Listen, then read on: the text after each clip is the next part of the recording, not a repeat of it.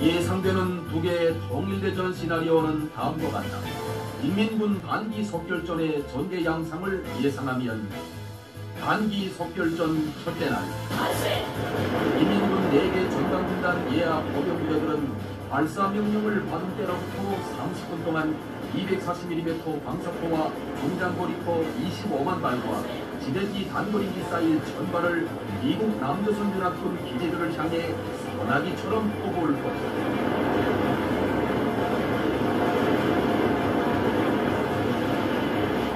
소나기처럼 퍼붓는 일제사격을 북에서는 불마당질이다 한다.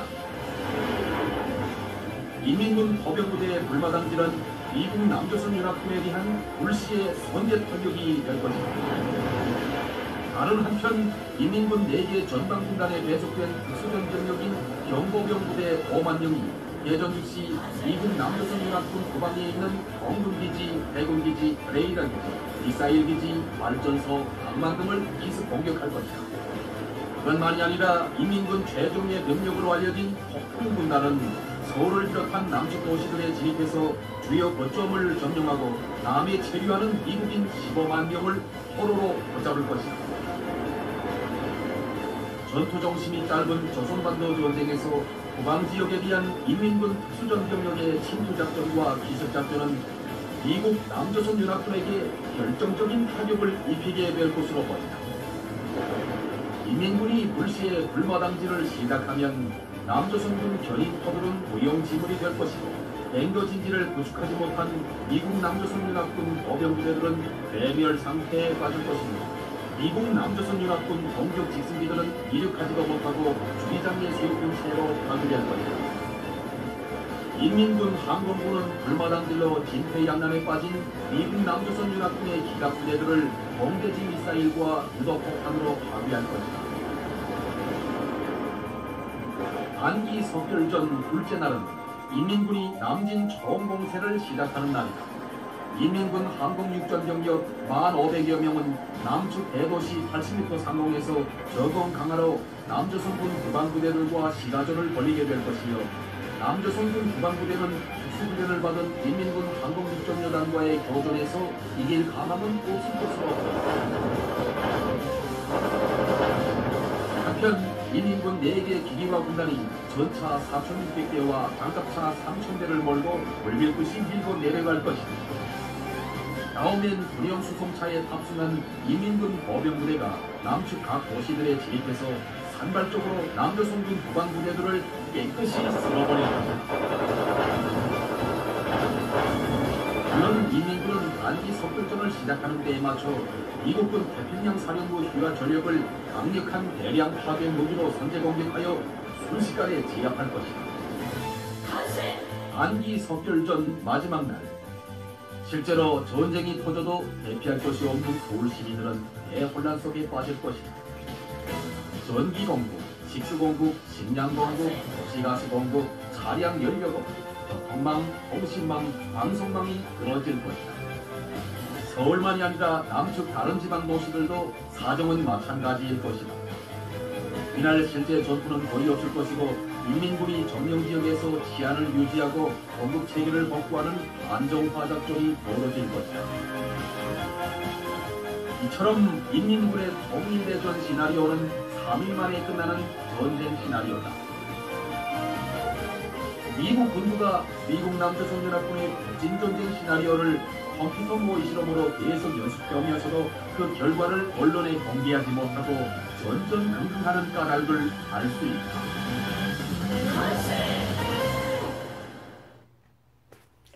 2016년에 그 한반도의 그 안보 현실은 상당히 급박하게 돌아갑니다. 1월 6일 날 그 김정은은 제4차 핵실험을 했습니다. 소위 수소탄이라고 하는 제4차 핵실험. 이어서 2월 7일 날 그 미국 전 지역을 날아갈 수 있는 강명성 4호로 가정한 대륙간 탄도미사일을 결과적으로 성공을 했습니다. 그래서 유엔에서 안전보장이사회 유엔에서 대한민국 시간으로 3월 3일 날 그 그 대북 강력한 제재에 대해서 만장일치로 통과된 그 유엔 제2270호 그 결과 이후에 김정은이가 3월 9일 날입니다. 3월 9일 날 전 세계인들에게 또 무엇을 공포를 했습니까?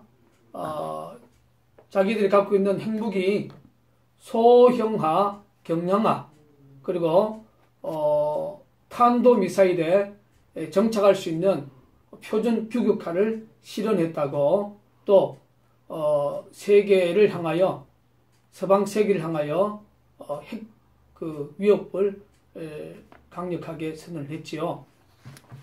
그러면 제가 우리 국민들에게 이야기하고 싶은 것은 지금 대한민국의 안보 현실이 상당히 위기에 처해 있는데 이 핵에 대해서 지난 그 정치 지도자 중에 한 사람인 바로 김대중 대통령, 여러분들 기억하지만 2000년도 6월 15일 날 평양 방문을 하고 또 6.15 선언을 하고 대한민국에 와서 우리 국민들에게 어떤 말을 했습니까? 내가 평양에 가보니까, 북한에 가보니까 쉽게 말해서 핵 만들 능력이 없다. 핵을 만들면 당신이 책임진다 그랬죠. 근데 실질적으로 지금 북한은 4차례 핵실험을 성공을 하고 사실상 핵을 가진 그러한 아주 악랄한 나라가 되어 있지 않습니까? 그 죽은 사람이 어떻게 핵 문제에 대해서 책임을 질 수 있습니까? 소위 대한민국의 정치 지도자들, 안보 지도자들은 말밖에 없습니다. 여러분, 무엇보다도 이제 북괴군이 하늘로 침투 못해요. 하늘로서도 침투 불가능하고 바다를 통해서 침투도 불가능하고 육지를 통해서 침투가 불가능합니다. 이제 북괴군이 침투할 수 있는 유일한 한 가지는 바로 지하 땅굴입니다.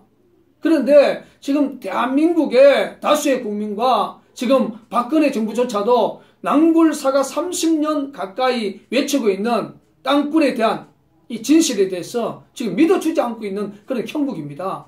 그러면 북한의 땅굴의 역사를 잠시 한번 역사의 자료를 통해서 한번 이야기를 하고 싶습니다. 김일성이가 1968년 당군사위원회에 어떤 이야기 했습니까? 땅굴을 미리 준비해놔야 된다. 파놔야 된다. 이 자료는 낭굴사 대표가 2013년 5월 3일 날 TV조선 장성민의 시사탱크에서 세 번째 땅굴 특집 대담에서 이 자료 사진입니다. 김일성이가 1968년 1월 당군사위원회에서 땅굴의 그 위력을 이야기하고 땅굴을 이미 파놔야 된다. 그리고 국방부는 1972년 9월 25일을 하지만 한강엽씨는 1968년 당군사위원회에서도 동일한 말을 했답니다.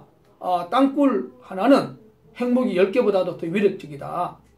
자, 김일성이가 이미 땅굴 굴착을 선언을 했어요. 그래서 한강엽씨는 1954년부터 땅굴을 파기 시작했다. 또 한 사람의 제보는 인민군에 있다가 기순하신 분은 그런 이야기 하더라고요. 1953년 8월 15일 이후부터 땅굴을 굴착하기 시작했다. 그러면 북한의 땅굴의 그 굴착에 대한 역사는 상당한 역사를 지금 가지고 있다고 우리가 생각할 수가 있습니다. 그러면 김일성이가 땅굴에 대한 애착심을 가진 것이 바로 뭐였습니까? 6.25 전쟁에서 미국에게 공중전에서도 지고 일방적으로 다 졌습니다. 그래서 김일성이가 그 오성산 전투, 그 당시 이제 중국군 15군 사령관 친지웨이가 거기 주둔하고 있었는데, 친지웨이가 오성산 전투에서 지면 이 전쟁을 우리 질 수밖에 없다. 그래서 오성산 전투에서 중국군 15군 사령관 친지웨이가 어떤 작전을 했습니까? 땅굴을 팠다는 거예요. 갱도를 파서 결국 그 연합군이 230만 발의 어떤 엄청난 폭탄을 부어도 결국 오성산을 지킴으로 말미암아 결국 6.25 전쟁에서 미국 중심의 유엔군에게 무너질 수밖에 없는 전세를 바로 역전한 것이 바로 친지회의 땅굴 갱도 전략. 여기서 김일성이가 확신을 하고 1975년 베트남 그 전쟁에서 그 월명이 구치 땅굴을 통해서 월남을 공산화시키는, 거기서 사실상 북계군의 핵심 기술 요원을 파견을 해서 땅굴에 대한 기술적 그 능력을 이미 거기서 완성을 했다는 것입니다. 그래서 김일성이가 여기 보면 서울 아르덴느 공포, 이 아르덴느 지역이라는 것은 2차 대전 내 그 히틀러의 독재가 프랑스를 침공할 때에 아르덴느 지역은 늪지대였습니다. 늪지대 밑을 땅굴을 파가지고 이 히틀러가 3개의 기갑 부대를 침투시켜서 결과적으로 프랑스를 일시적으로 장악하는데 땅굴을 통해서 탱크를 침투시켰다는 이 역사입니다. 그래서 이 김정은이가 지 애비가 죽고 2012년 2월 25일 날 어떤 이야기 했습니까? 우리에게 미국의 핵무기보다 더 위력적인 전쟁 수단과 그 누구에게도 없는 최첨단 타격 장비가 있다. 이것은 바로 땅굴을 두고 말하는 것입니다. 오늘 조선일보의 보도에서 보면 또 북해군이 또 이야기를 했지요. 우리나라로 말하면 합동참모 역할을 하고 있는 북해군이 또 오늘 이야기를 했습니다. 자, 저거 한번 읽어보세요. 북한군의 총참모부에서 여기서 보도한 내용을 오늘 조선일보나 많은 언론사들이 이렇게 보도를 했는데, 여기 보면 서울 해방작전을 펼치겠다. 여기서 가장 중요한 것은 이 내용입니다. 자, 한번 제가 읽어드리겠습니다. 자, 우리식의 전격적인 초정밀 기습 타격으로 대응할 것이다. 그러니까 우리식의 선제 타격, 초정밀적인 선제 타격. 이건 바로 김정은이가 말했던 2012년 2월 25일에 말했던 땅굴을 통한 기습을 말하는 거예요. 기습이라고 오늘 북계군이 총참모부에서 발표를 했지 않습니까? 그래서 땅굴의 위력 중에 하나가 뭐냐면 특수부대 요원을 투입해서 기습이거든요. 특별히 후방, 물론 전방에도 튀어나가겠지만 후방 중심의 선제 공격을 말하는 거예요. 선제 타격. 그래서 김일성이가 1968년 당군사위원회에서도 미리 땅굴을 파내야 된다. 그리고 특수부대 요원들을 침투해야 된다. 바로 특수부대 요원을 통하여 선제 공격이다. 그래서 1996년 9월 14일 날 강릉 앞바다에 북계군이 잠수함을 타고 특수부대 요원들 또 성조원들 이렇게 들어오다가 암초에 걸려서 그게 결국 무산이 됐지 않습니까? 그 잠수함에 탔던 특수요원과 성조원들이 또 산으로 피신을 하고 결과적으로 특수요원들이 성조원을 죽였지 않습니까? 특수요원을 소탕하기 위한 그 대간첩 작전에서 우리 대한민국의 국방부가 1996년 9월 18일부터 11월 5일까지 49일 동안 연인은 150만 명을 투입을 해서 그 소탕을 했어요. 그런데 한 사람은 결국 그 당시 언론에서는 북한으로 넘어갔지 않느냐. 100% 다 소통을 못했어요. 거기서 한 명은 북한으로 도망갔을 가능성을 당시 언론이 발표를 했지 않습니까? 그러니까 북계군의 이 특수요원들은 살인병기라고 그러죠. 그러니까 특수부대와 땅굴은 불가분의 관계입니다. 그래서 지금 박근혜 정부와 미국의 오바마 대통령과 일본의 아베 총리는 북계군이 절대로 하늘로도 침투를 하기 힘듭니다. 바다도 마찬가지입니다. 육지도 마찬가지고 유일하게 얘들이 자기들의 쉽게 선제 타격 공격은 바로 남침 땅굴을 통한 침투라는 사실. 그래서 김정은이가 가지고 있는 마지막 비밀 무기가 남침 땅굴입니다. 이 땅굴에 대한 전술 전략을 박근혜 정부와 그리고 오바마 대통령, 미국 아베 총리, 한반도의 삼각동맹 이 3명의 지도자가 이 땅굴에 대한 이 전술 전략에 대한 이 계획이 없으면 자칫 잘못하면 김정은의 땅굴 전쟁에 한반도가 공산화가 될 수 있다는 사실을 저는 강력하게 이야기를 하고 싶어요. 또 이것은 2014년 3월 26일 날 조선일보에서 보도한 내용인데, 김정은이가 보세요. 나의 통일관은 무력 통일관이며 직접 탱크를 몰고 서울로 진격하겠다. 그러면 김정은이가 탱크를 몰고 육지로 땅 위로 올라오겠습니까? 그럼 죽는데, 이건 바로 앞에 아르데르 공포처럼 지하 땅굴을 통해서 탱크를 타고 들어오겠다는 그러한 상당한 의미를 주고 있는 발언이라는 사실을 기억해야 됩니다. 그래서 우리 남굴사가 수도 서울뿐 아니라 제주도, 울릉도 제한 전 지역의 중요한 지역에 이미 땅굴이 들어왔다고 그렇게 피를 토하는 입장으로 이야기를 해도, 즉 박근혜 정부와 또 대한민국 다수의 국민들은 전혀 남굴사의 진실에 귀를 기울여주지 않고 있는 그런 형국입니다. 남굴사에서 2014년 경기도 양주 땅굴 현장, 여러분 지하 22m의 출구용 45도의 땅굴, 그 당시 국방부는 한민구 장관은 어떤 이야기를 했습니까? 3일 전에 그는 자연신골이다, 동지 개강굴이다, 돌아오보지도 않고 그렇게 이미 선제적 대응을 했죠. 그리고 2015년 5월 25일 남양주 수석동에서 남굴사가 근 9개월 동안 유튜브를 통하여 북해군의 땅굴 작업에 관련된 많은 녹취음을 발표했지 않습니까? 그 중에 가장 중요한 것은 2015년 6월 2일 날 오후 7시 6분경에 북한 여성의 말씨, 사내 방송의 어투, 제가 수백 번 이야기했습니다. 지난 5월 17일 서울 용마산 중앙광장, 이 음성조차도 녹취를 한 것을 불신하고 남규사 대표가 조작했다고. 여러분, 양주 땅굴 현장에도 북해군의 그 여성의 사내 방송의 그 목소리를 우리가 공개했지 않습니까?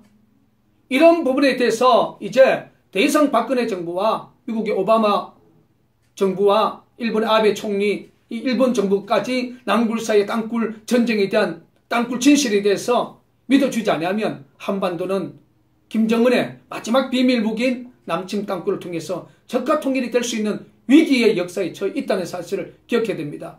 먼저 2013년 3월 24일 김정은이가 3.1 전쟁 그 시나리오를 유튜브를 통해서 전 세계에 공개한 것을 먼저 여러분 지금 봤지 않습니까?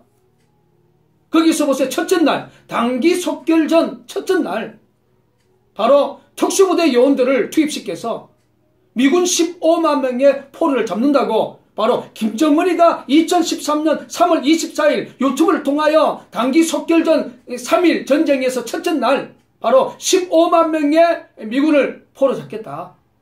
첫날에 선언한 것을 여러분 봤지 않습니까? 그리고 둘째 날은 장갑차와 또 탱크 7,600대가 내려온다 그랬지 않습니까?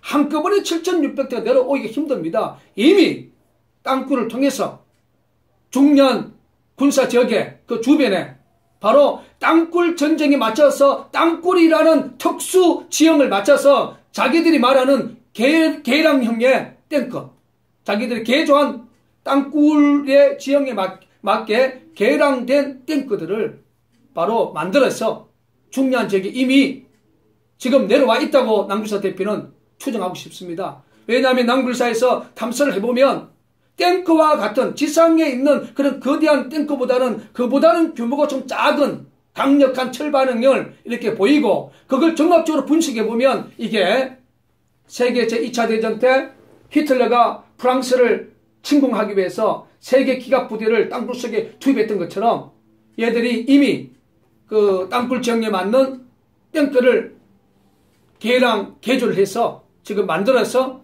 일부 중요한 지역에 지금 이미 대기하고 있는 상황이 아니냐, 이렇게 남굴사는 지금 추정을 할 수 있습니다. 이러한 환경 속에 처해 있는 이러한 2016년에 한반도의 이 안보 위기에서 아까 서두도 말한 것처럼 지금 대한민국 국민들은 이 시대 정치 주도자들만 또 군과 관련된 그러한 지휘관들만 보고 앉아 있습니다. 그러나 지금은 대한민국 국민들이 이제 남굴사가 말하는 땅굴의 진실에 좀 눈을 뜨고 귀로 듣고 또 확인을 해서 직접적으로 이 김정은의 땅굴 전쟁을 봉쇄할 수 있도록 여러분들이 직접적으로 나서줘야 됩니다. 이제 대한민국의 정치 지도자들, 언론 지도자들, 또 군에서 활동하고 있는 그러한 군 지도자들의 말에 일방적으로 4km 이상 장거리 땅굴이 없다는 이 족쇄의 물 문제, 공기 문제, 버럭을 처리 못해서 4km 이상 장거리 땅굴이 없다는 이 족쇄의 논리에 여러분 빠져있지 말고 이제 낭굴사의 진실에 눈을 떠서 여러분 스스로 생존권을 위해서 불신하는 정치권과 또 언론 지도자들과 군 지부들에게 여러분들이 낭굴사를 대신해서 강력한 진실 싸움에 여러분들이 힘을 모아주시기를 간곡히 부탁을 드립니다. 낭굴사 대표 김진철 목사입니다. 김진철 목사가 심호하고 있는 외송영락교회, 다른 교회에서 찾아볼 수 없는 그러한 부분이 바로 대한민국 태극기와 미국의 성조기 일본 국기입니다. 저희가 이걸 이렇게 강대상에 올려놓은 목적이 있습니다. 제가 이제 남침 땅굴 진실 사역을 감당하다 보니까 이 오늘날 많은 교회가 국가에 대한 이 소중성에 대해서 가끔씩 잊고 있더라고요. 여러분, 내가 섬기는, 내가 몸담고 있는 대한민국이 없으면 우리는 신앙생활을 할 수가 없고요. 교회가 존재할 수가 없습니다. 그래서 2012년부터 대한민국에 대한 이 국가에 대한 그 소중성을 우리 성도들에게 느끼게 하기 위해서 제일 먼저 태극기를 이 강대상에 올려놓았고 2015년에 이 한미동맹, 정말 대한민국의 안보는 한미동맹이 굳건하게 세워지지 않고는 자유가 보장이 될 수 없다는 이 현실을 또 우리 성도들에게 알려주기 위해서 2015년에 성조기를 갖다 놓고 이 일본기는 원래 2016년에 일본기를 이렇게 마련을 했습니다. 왜냐하면 김정은의 땅굴 전쟁을 봉쇄하기 위해서는, 한반도의 김정은의 땅굴 전쟁을 봉쇄하기 위해서는 한국과 미국과 일본 이 세 명의 지도자들이 서로 단결해야만이, 하나의 힘으로 뭉쳐야만이 김정은의 땅굴 전쟁을 봉쇄할 수 있다는 한반도의 삼각동맹이 바로 한국과 미국과 일본이라는 사실을 저는 성도들에게 또 우리 한국교계에 알려주기 위해서 저희들이 낭굴사 2016년 북한 김정은 땅굴 전쟁 봉쇄하기 위해서 제가 외치고 있는 소리 중에 박근혜 대통령님, 미국 오바마 대통령님, 일본 아베 총리님, 북한 김정은의 땅굴 진실입니다. 땅굴 전쟁을 봉쇄해 주옵소서. 이들이 마지막 비밀무기는 땅굴입니다. 우리가 현수막을 걸어놓고 이렇게 기도하고 있습니다. 그래서 한반도의 삼각안보 동맹은 대한민국과 미국과 일본입니다. 그래서 우리 국민들이 인지를 하고 정말 이 세 명의 지도자가 김정은의 땅굴 전쟁을 봉쇄하고 또 김정은 공산정권 300만 명의 억압받고 고통 속에 있는 2200만 북한 동포는 바로 우리 대한민국과 평화통일을 이루할 우리 동포입니다. 이들이 정말로 제2의 출애굽의 역사, 자유해방을 누릴 수 있도록 정말로 한반도의 삼각동맹, 대한민국, 미국, 일본이 이 지도자들이 힘을 모아서 2016년 김정은의 핵정쟁과 남침 땅굴 전쟁을 봉쇄하는데 이 세 명의 지도자들이 앞장서서 정말 오늘 한국 교계가 정말 한반도 삼각 안보 동맹의 이 정체성을 설교 때마다 성도들에게 이야기해 줌으로 말미암아 정말 한반도의 안보 위기를, 한반도의 핵에 대한 위기를, 또 땅굴에 대한 위기를 이길 수 있는 그런 영적 기도를 하나님 앞에 드릴 수 있도록 저는 그런 의미에서 이 대한민국 태극기, 성조기 일본기를 이렇게 강대상에 이렇게 올려놓고 우리가 국가 민족을 위해서 간절히 기도하고 있다는 사실을 기억해 주시기를 바랍니다.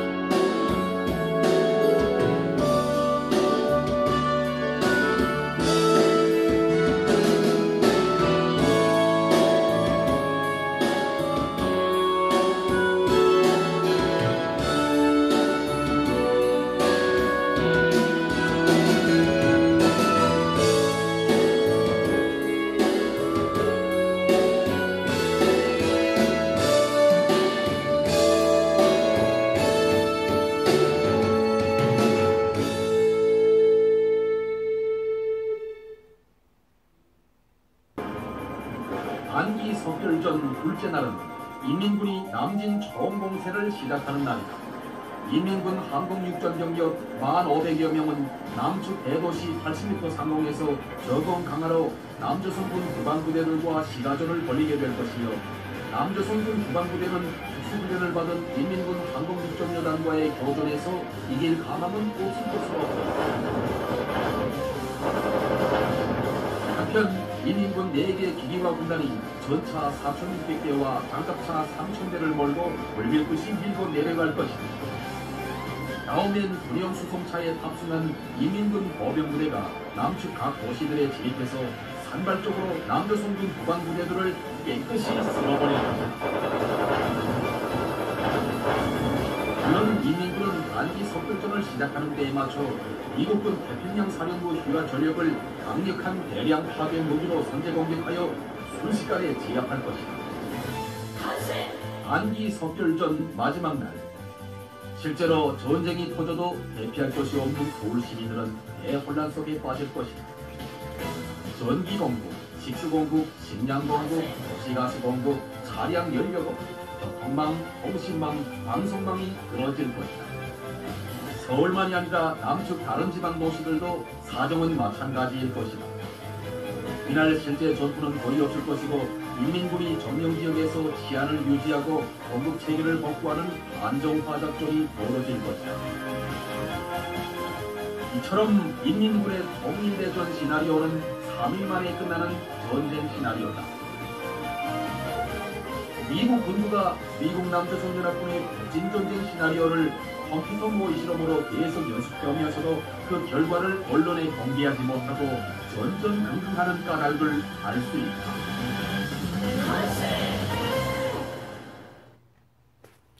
2016년에 그 한반도의 그 안보 현실은 상당히 급박하게 돌아갑니다.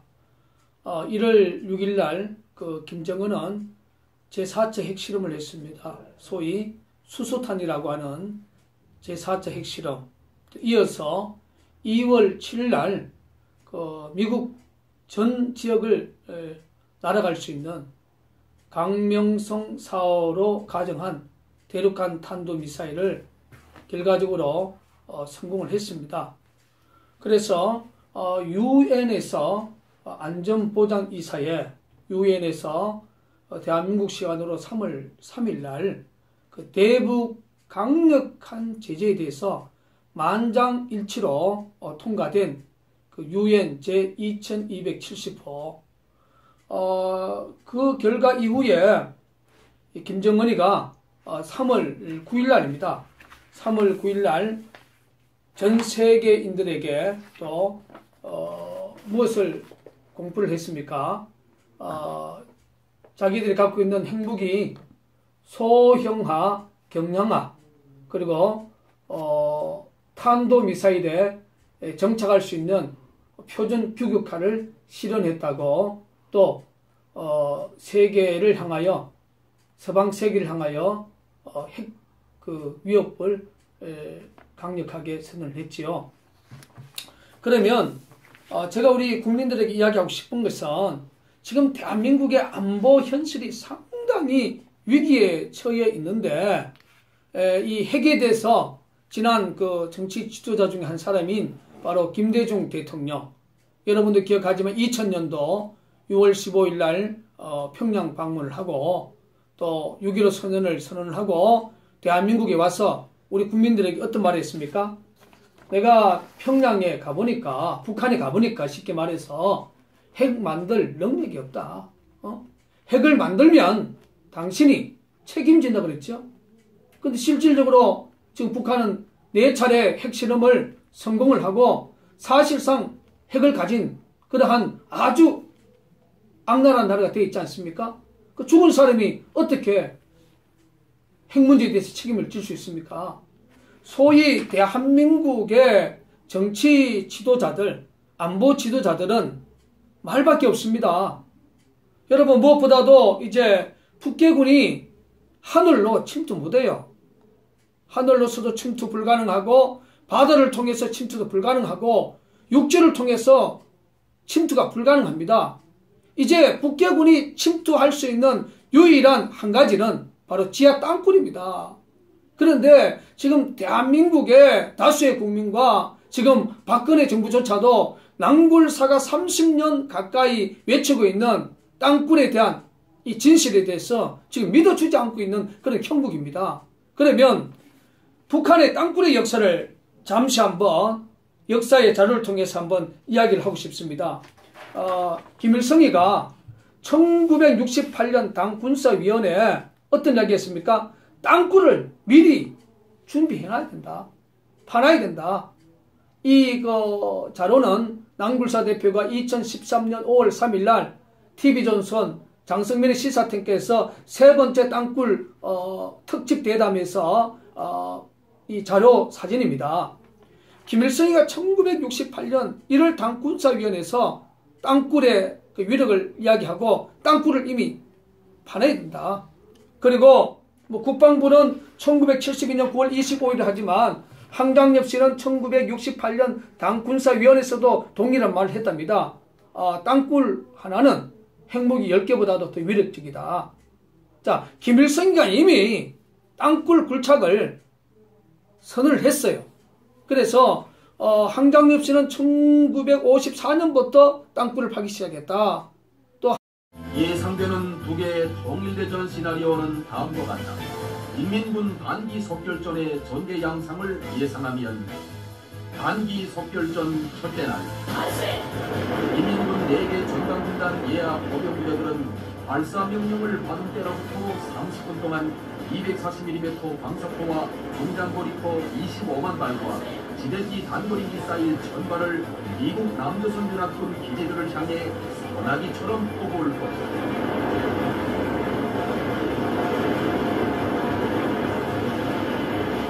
소나기처럼 퍼붓는 일제사격을 위해서는 불마당질이다 한다.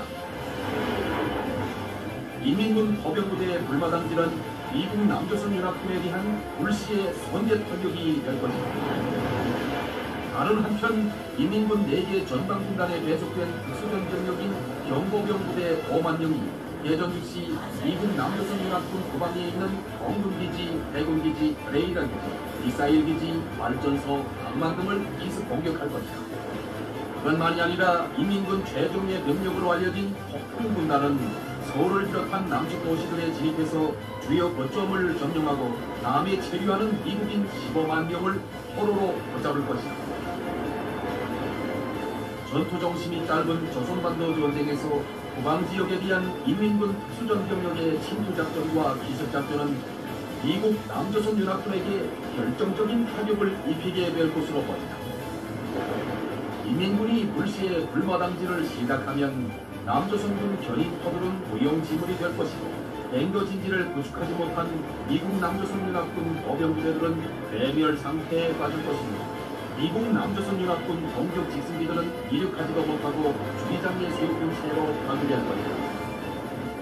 인민군 항공부는 불마당질로 진퇴양난에 빠진 미국 남조선 연합군의 기갑부대들을 공대지 미사일과 유도폭탄으로 파괴할 것이다.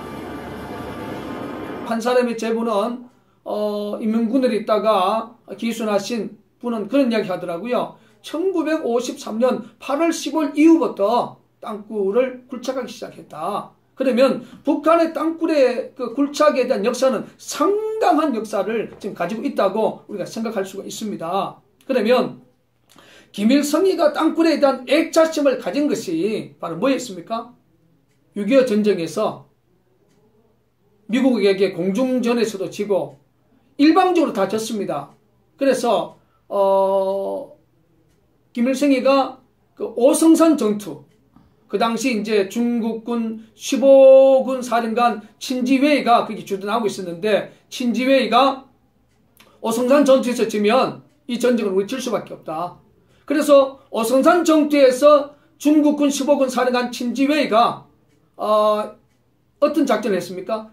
땅굴을 팠다는 거예요. 갱도를 파서 결국 그 연합군이 230만 발의 어떤 엄청난 폭탄을 부어도 결국 오성산을 지킴으로 말미암아 결국 6.25 전쟁에서 미국 중심의 유엔군에게 무너질 수밖에 없는 전세를 바로 역전한 것이 바로 친지회의 땅굴 갱도 전략.